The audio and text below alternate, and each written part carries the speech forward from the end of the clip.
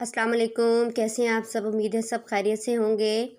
जैसा कि आप लोग देख रहे हैं, आज मैंने मटर पुलाव बनाया है।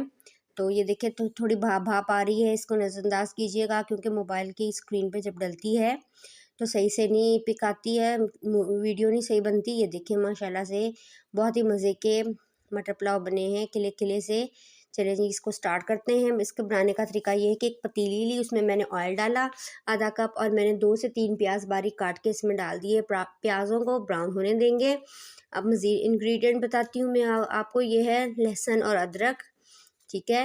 और साथ में प्लेट में मैंने रखी हैं हरी मिर्चें। हरी मिर्चें 25 से 30 अदद है। ये देखिए, उनको हम कूट लेंगे। ये है चावल, ये 2 ग्लास मैंने चावल लिए हैं। इस ग्लास से मैंने मैयर किया है और इसी ग्लास से मैं पानी डालूँगी, ठीक है। अब मैं इन चावलों को अच्छे से धो के और इनको भिगो के रख देती हूँ, ठीक है जी। चलें जी, हमारे जो है प्याज ब्राउन हो रहे हैं। इसको हमने ब्राउन नहीं करना जी, इसको हमने सिर्फ हल्का सा पिंक पिंक करेंगे। और इसमें मैंने 1 चम्मच के करीब ज़ीरा डाल दिया है, साबुत ज़ीरा मैंने डाला है इसमें। ये देखिए, हल्का सा जब प्याज हमारा कलर चेंज करेंगे तो हम इसमें लहसुन अदरक और हरी मिर्ची जो हमने कूट के डाली कूटी थी, वो हम इसमें डाल देंगे। क्योंकि अगर हमने ब्राउन कर दिया तो चावलों का कलर भी ब्राउन हो जाएगा, क्योंकि मटर पुलाव वाइट वाइट अच्छा लगता है, ब्राउन अच्छा नहीं लगता। इस वजह से ये देखिए, ये है लहसुन अदरक और हरी मिर्चें, जो कि मैंने आपको उसकी क्वांटिटी दिखा दी थी। वो मैंने अच्छे से इनको कूट लिया है। और अब मैं इसमें थोड़ा सा इसको भून लूँगी। थोड़ा सा भूनने के बाद अब मैंने इसमें डाल दिए हैं मटर, आधा किलो के करीब मटर है। ये मैंने निकाल लिए थे, अब मैंने इसमें डाल दिए हैं। ये देखें, अब मैं क्या करूँगी, इसमें 3 से 4 चम्मच के करीब डालूँगी दही।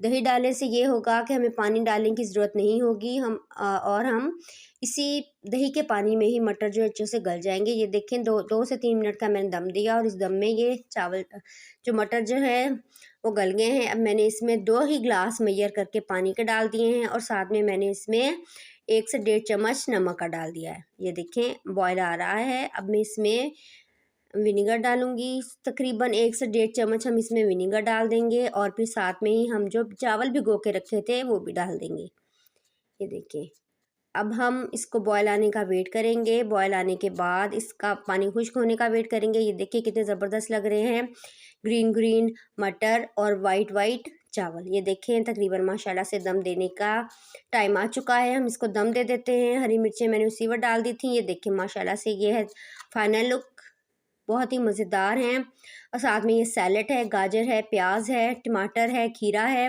ये लहसुनों का और आम का अचार है, साथ में मज़ेदार किस्म का रायता है। मुझे उम्मीद है आपको मेरी ये रेसिपी पसंद आई होगी। घर पे खुद भी बनाई, ये सिंपल सी रेसिपी है और बहुत इजीली बन जाती है। मेहमान जब अचानक से आ जाएं तो जल्दी से बनाएं और उन्हें खुश कर दें। और मुझे उम्मीद है आपको मेरी रेसिपी पसंद आई होगी। मुझे दुआ में याद रखिएगा और मेरे चैनल को सब्सक्राइब करें, लाइक करें, कमेंट करें और मेरी तरह इन सब चीज़ों के साथ मज़े मज़े से खाएं, अचार और सलाद और रायते के साथ। अल्लाह हाफिज़।